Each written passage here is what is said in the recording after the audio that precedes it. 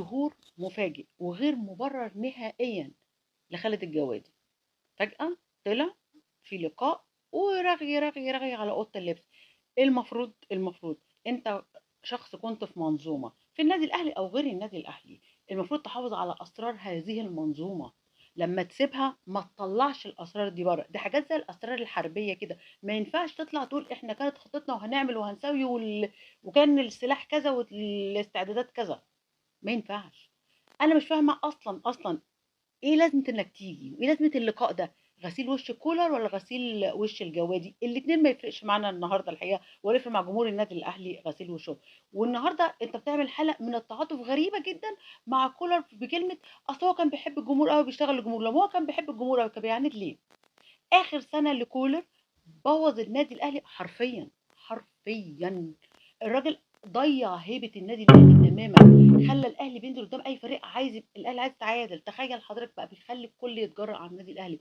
تعادل مع فرق ما ينفعش نتعادل معاها، يعني عمل نتائج سيئه قدام فرق ما ينفعش. اخر موسم خسر من الزمالك في الدوري، وخسر من الزمالك في السوبر الافريقي، وخسر من الزمالك في كاس مصر، وخسر من سان داونز او سوري اتعادل مع سان داونز 0-0 في جنوب افريقيا، وجه هنا تعادل 1-1، وخسر النادي الاهلي الصعود للنهائي قدام بيراميدز، والاهلي كان سهل جدا يكسب الحقيقه، بس لو كان كولر صعد كنا هنتغلب.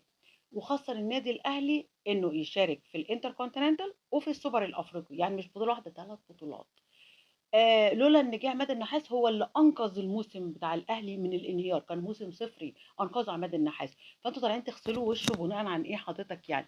ضحايا كولر بسبب عنده. ياه ده لعيبه كتير قوي يا جماعه، ده لعيبه كتير قوي. يعني انا هحاول اقول يعني كده جزء يعني اللي انا فاكراهم: عبد القادر، كهربا، ايمن اشرف، عمرو السوليه، علي معلول، القندوسي، آه، محمد شريف. يا جماعه لا كريستو، كتير كتير كتير كتير كتير. ديانج، الراجل ما كانش مقتنع بديانج. فالراجل ده خسر النادي الاهلي لعيبه كتير جدا جدا. يعني انا هحط صوره مع الفيديو باللعيبه دي، وممكن احط لكم الاسماء لعيبه كتير عشان بس ما اخدش الوقت في تضييع في الاسماء. ايوه انت النهارده الراجل ده خسرنا بطولات، خسرنا لعيبه، وخسر النادي الاهلي هيبه، خلى اي حد بيتجرأ علينا. ايه بقى انا هعيط على ايامه ليه؟ عشان هو كان بيحب الجمهور؟ ده كان يا جماعه ده الراجل جاب لعيب اسمه موديست ما عندوش فكره عن الكوره بجنيه. جه جابه وقال لك ده نمره واحد، وبعدين قال لك لا ده هو نمره اتنين بعد وسام ابو علي، وحط كهربا نمره ثلاثه، وقضى على كهربا تماما. قضى على لعيبه كتيره جدا، قضى على شكل النادي الاهلي. الراجل كان بيطلع يقول لك هو ليه الجمهور مش مقتنع الا بالفوز؟ مفيش حاجه اسمها فوز، في حاجه اسمها تعادل، في حاجه اسمها هزيمه. خلاص يا سيدي، هو ده النادي الاهلي وده جمهور النادي الاهلي. لو انت فعلا بتحب جمهور النادي الاهلي وكنت بتحترمه كنت هتحافظ على ده.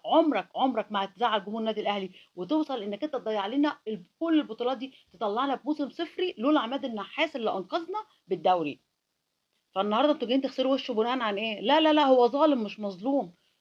يعني لو والله لو كان كويس كان كمل للاخر كويس.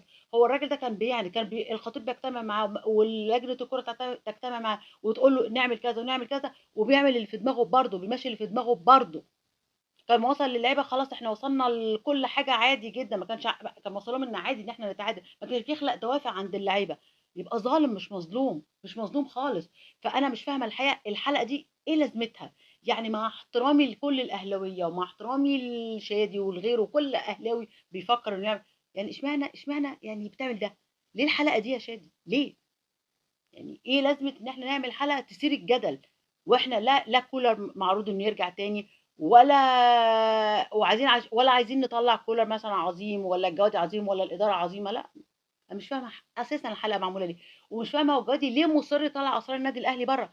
باي حق انت بتطلع اسرار النادي اللي كنت بتشتغل فيه بره؟ يا جماعه يا جماعه في حاجه اسمها احترام للمهنه، في حاجه اسمها شرف المهنه.